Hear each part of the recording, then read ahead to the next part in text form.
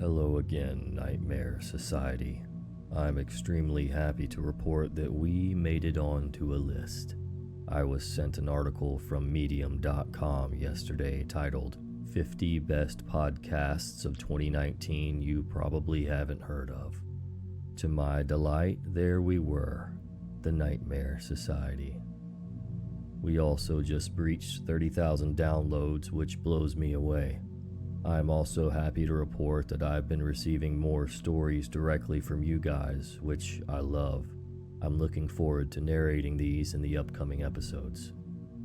And last but not least, I wanted to say hello to a few listeners who've reached out via email or social media to say hello. Jessica the Spud Cook, Danielle at Lumos Knox, Jen at Disjointed Heart, Mateo at Mateo M. Dav, and Michelle Tate, who's a paranormal investigator on the Ghost Hunters and Ghost Hunters Academy TV show. Thanks for listening, guys, and thanks so much for reaching out. And finally, a huge thanks to user BabiiZombii, user letscallitluv, and user CosmicKittyy for sharing their stories with us tonight so that this episode might be possible. So get comfy and prepare yourself for another episode of The Nightmare Society.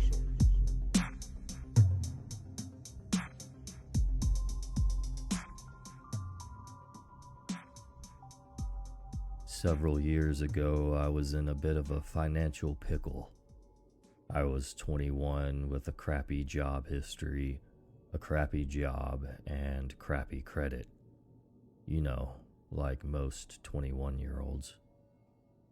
My living situation went sideways, and I had temporarily moved back in with my folks. As anyone who's had to move back home as an adult will tell you, this was a terrible, horrible situation, and I was in a rush to get back out on my own. Which is why when my best friend, who was in a similar position at the time, told me that an apartment had opened up at her shady complex, I actually jumped at it. If you're from around here, then you'll know that every apartment complex in that town is kind of shadester. But for those of you not from here, this place is a shady non-town outside of another non-town, with more liquor stores than any other establishment, and several apartment complexes with no credit checks and same-day move-ins. A couple of months went by, and while the cops did occasionally show up in our parking lot, and you had to watch your step for more than one broken bottle, it wasn't the worst place to live.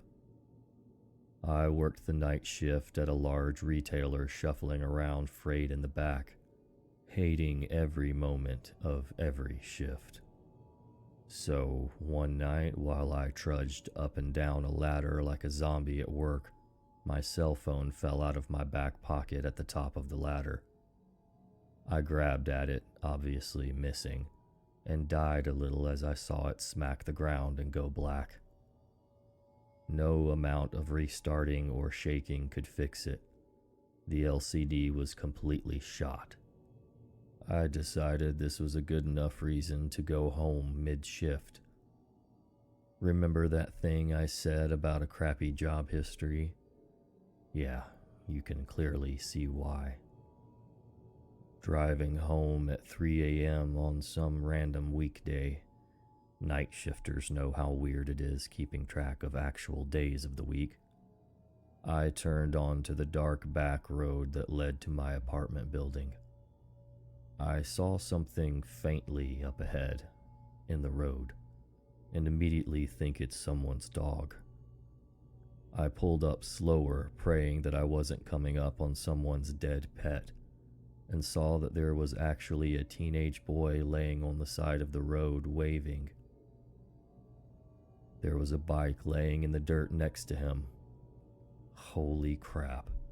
The kid saw me and jumped up, weaving towards the driver's side of my car. Now, I may have made a lot of poor decisions at this point in my life, but thankfully I hadn't gone completely brain dead.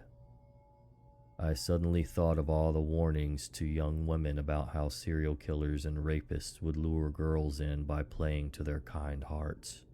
I locked the car doors but cracked the driver's side window. Are you okay? What happened? Let me get some help. I got hit by a car. They left me. I need help. The kid looked dazed and was scuffed up, but something about him also set my nerves on edge. I'm gonna call for help, okay? I grabbed at my cell phone and then remembered that it was basically useless due to its ladder plunge. Ugh. My cell phone is broken, but I live nearby here, okay? I'll get help. I hoped he didn't think I was lying, but then I didn't care. The kid slammed his hand against my car. Just let me get in. I need help now. I promise. I'll get help and come back. Everything's gonna be okay. I felt torn. I wasn't going to let this kid into my car. But at the same time, I couldn't blame him. If I was scared and hurt, I would probably be frantic too. The kid slammed his hand against the car again, and I started driving. I hadn't been exaggerating. It was a 30-second drive to my apartment. I didn't have a landline, and I didn't want to somehow lead this kid to my empty apartment with no way of calling for help. I saw my best friend's boyfriend's car parked in her spot, and immediately was thankful for the stroke of luck. I ran up the steps to her apartment and began banging on the door. Roy answered the door, probably expecting a crazy person, and was immediately even more alarmed to see me. What's going on? Why aren't you at work? I breathlessly explained that some kid had been hit by a car off the back road, but my cell phone wasn't working, and that I needed him to come back with me. Melanie, my best friend, emerged from her room, sleepy and equally confused. Roy immediately took charge, told us both to get into the car, and drove us back to the boy. The kid was still there, waving us down. Roy, who is a large man, Mel, and myself got out of the car. Help! I need help. I'm here to help. My friend saw you and came and got me, okay? Calm down. I just got jumped by this gang man. They beat me up and stole my backpack and rode off. The kid said frantically. I immediately became alarmed. That's not what he told me at all. I looked at Mel, my face clouding over. I thought you got hit by a car. Why did the gang jump you? What? Yeah, they beat me up and then someone hit me with the car. Plausible. I was still confused though. Roy also seemed wary of this change in the story. Listen, man, let me call an ambulance, okay? Can you tell me your name? At this, the kid lost his mind. He screwed his face up and clenched his fists, hitting the side of his head. No. Just let me in the car, man. Just take me to your house. Roy was done. That's not happening, kid. I'll call an ambulance and the police, and I can wait with you till I get here, but we cannot bring you back with us. The kid slapped the side of his head some more, and then, in the most disturbing thing I've ever seen, grabbed fistfuls of his shaggy hair and began pulling it out of his scalp. That sound is still the most disgusting and alarming thing I've ever heard. Roy gave Mel and I a get the heck out of here face, and we jumped back in the car. I'm calling the police, okay? I'll tell them that you've been hurt and you need an ambulance. Roy began dialing, and the kid began stomping around and screaming. Take me to your house! Just let me get in the car. Why won't you take me home? You! The kid stood in the street, blood trickling from where he'd torn up his scalp. Roy got back in the driver's seat and spoke with the cops as the kid raged outside. He then came to the window, staring so intently at us that I felt like my skin had shriveled up and fallen off. He began kicking the tires, and Roy, clearly over it, drove off, the kid grabbing frantically at the back of the car. Roy drove past our turn, around Peters Creek twice to avoid leading the kid to the apartment complex, and then back down our road. The kid was gone. The bike, the kid, just gone. No idea where he took off to. Clumps of his hair were still in the road. We never saw the kid again. We searched the papers and internet to see if he'd been picked up, or if any other strange things had happened that night, but nothing else ever showed up. What confuses me still about it all is why he would demand to come back with all three of us. One person could obviously be easily overtaken, but what the heck were his plans for all three of us?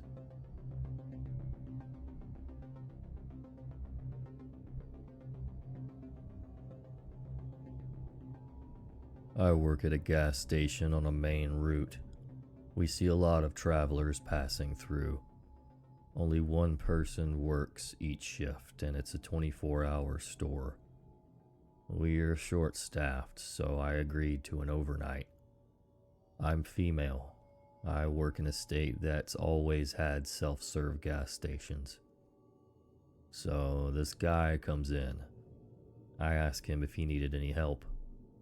He says no, he's getting gas at the pump, but needs to use the bathroom. I go back to work on whatever invoices we got yesterday. The guy uses the bathroom and then goes back outside. About 5 minutes later, he comes back inside and tells me that he's confused about the pump. You might have to come outside to help me. Customers don't often say this. They usually just complain that it's not working, so I'm already feeling weird about this guy. I shake it off because he looks like a nerd and I don't feel afraid of him really. I look at the register to see what error it came up with for this pump, and there were no errors. The register doesn't even say it was in use. Even if someone tries to pay and nothing's wrong with their payment, it will at least say payment/loyalty timed out. But literally it had no sign of him trying to use it before asking me for help. I ask him if he wants to just pay inside. He agrees and gets his wallet out of his car, then pays $10. I give him his receipt and he says, Can you come help me? I don't understand the machine. We really aren't allowed to leave the store during overnight shifts. Is this just me here and it's not safe to go outside? I don't know why I told him I was alone, but he wasn't seemingly threatening. He proceeds to go on to say, I don't understand what it's asking me. I need help. I'm not scary. I tell him again that I can't go outside because it's a store policy for the overnight shift and say, It's not that you're scary, I just can't go outside. I would have to tell a little old lady asking for help at this hour the same thing. Which is true. We can't even take out the trash during overnights. He starts to walk away from the register counter now, but then again stops at the door and asks me one last time to come outside and help him. I'm pretty annoyed at this point. I've said no twice now. I'm not going, so stop asking. I finally say in a super annoyed tone, Okay, all you need to do is 1. Pick up the nozzle. 2. Select fuel grade button. And 3. Put it into your tank and squeeze the handle. I'm not going outside. Then he finally goes back to the car, and the register tells me he had no trouble pumping the gas. Also, his plates seem like they're from the state I work in. This kind of thing wouldn't make me suspicious usually, but the fact that he originally opted for me to go outside instead of bringing money inside at 3 a.m. is weird. Along with how he didn't bother to use the pump before he came inside to ask for help, claiming it wasn't working and him not taking my first no for an answer. No means no, in every circumstance. So, potential gas station abductor, let's not meet again.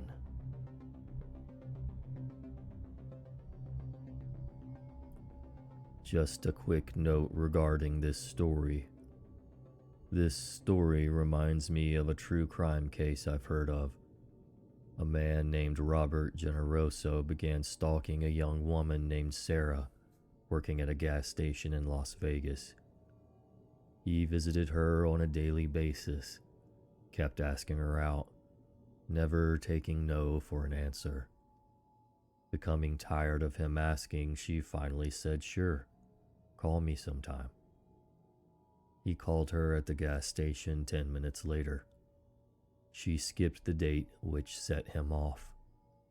He began relentlessly stalking her at work and at her home. I believe this was the case too, where her and her friend went to her home to gather some of her kids' stuff up so they could stay with family, because he had been stalking her at her home and breaking into her house. When they pulled up in the driveway, they both had a horrible feeling. They walked up to the door and then last minute decided to just leave. They later found out he was just inside the door, waiting to attack her when she entered. From what I remember, after many weeks, actually I think it was months, of him stalking her and threatening her, she got a call from the police saying that she'd been linked to a homicide. Her best friend and co-worker had been murdered. The killer left behind his wallet, with Sarah's name and address in it. The man who claimed to be Robert Generoso was actually Stephen Peter Morin, a serial killer who was later put to death. He pled guilty to the murder of the co-worker Carrie Marie Scott and was later convicted of 3 additional murders. Morin was said to have been good-looking with money and a nice car, but Sarah said something was just off. Always trust your gut, no matter how the brain tries to rationalize. Luckily, Sarah did, and barely avoided being the victim of a serial killer.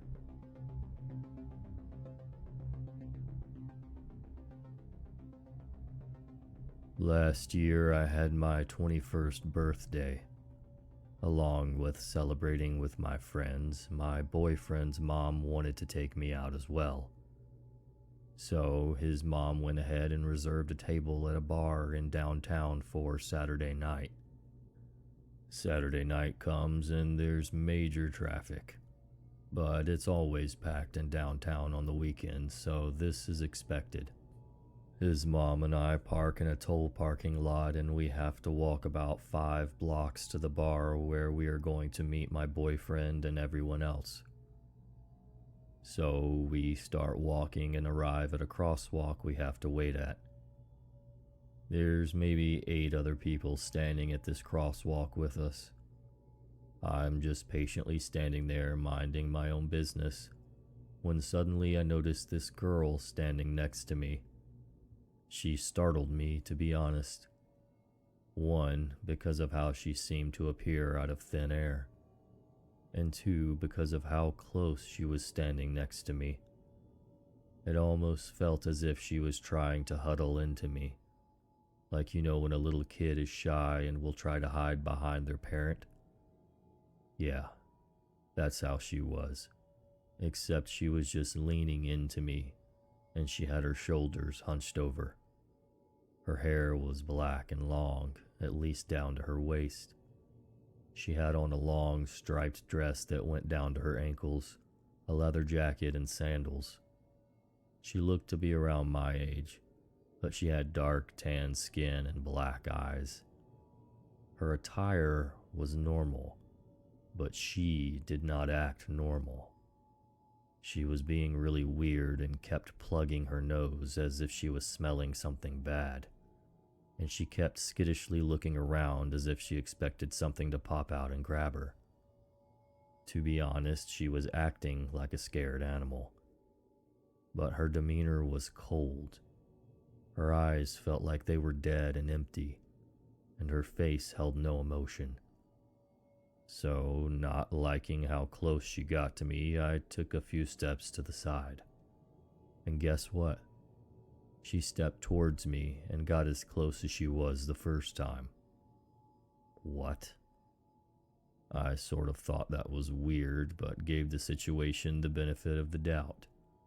Plus, the crosswalk light turned green right after she came close to me, so I figured I didn't have to deal with her because we would walk our separate ways. Right? Wrong. She walked across the street and the first few blocks with me, staying the same closeness she was at, no matter where I moved to, no matter how many times she almost got lost in the crowd of people. She would scurry up right next to me again, all the while plugging her nose and looking around everywhere. She made me feel weird. My boyfriend's mom at this point confronted the girl, saying, Hey, do you need something? Are you okay or what? To which the girl responded, It's not safe. After she said that, she slowly lifted her head, cocked her head slightly to the side, and looked me dead in the eyes. Her mouth quivered. My boyfriend's mom and I just looked at each other like, what the heck? At this point, I just wanted to get away from this weirdo. It was bad enough she wouldn't stop invading my space and following me, but now she's saying this weird crap while looking at me. Boyfriend's mom pulls me to her and whispers in my ear, Walk faster and don't look at her. I want to see if she's following us. So that's exactly what I do. And guess what? She follows us all the way to the bar. Despite my boyfriend's mom telling her to please stop getting so close to us, she responded with, I want to stay with you. We took unnecessary turns to see if she would turn to follow us. She would. I was freaking out internally all the way there. We finally get up to the bar, whip out our IDs as quickly as we can so we can get inside and away from the freak following us. You guys, she followed us inside and sat at our table, but she sits at the furthest side of the table, and she starts to scoot herself over, but she only moves over when we look away. You turn your head, and boom, she's managed to hop one seat closer to you, and she's just staring the whole freaking time and with this freaking blank expression on her face. My boyfriend's mom has had it at this point and gets up to tell the bodyguard to make the girl leave. The bodyguard comes and tells the girl she has to go, and she actually starts to argue with him. I didn't catch the whole conversation over the loud music, but I caught the girl asking him why she had to leave and saying she can sit anywhere she wants to. She began to get really aggressive once he told her that this table was reserved for us and our group and that she was not part of it. She got all fussy and looked at me with malice before she got up and stormed out. But she didn't leave right away. She stood outside, looking in at me through the open patio at the front of the bar. She wasn't moving and seemed to care less about the hustle and bustle of the people around her. She stood there for about 15 minutes before finally leaving to who knows where. There was just this really bad and dark feeling that I got from her. She made me really nervous for some reason, and she just felt wrong. I mean, she was probably someone just cracked out on drugs. But it was super creepy, and I hope I never see her again.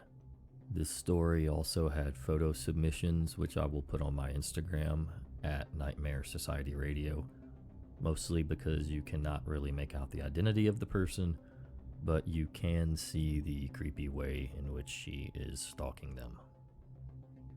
Again, thank you so much to our contributors, user BabiiZombii, user letscallitluv, and user CosmicKittyy for sharing their stories with us.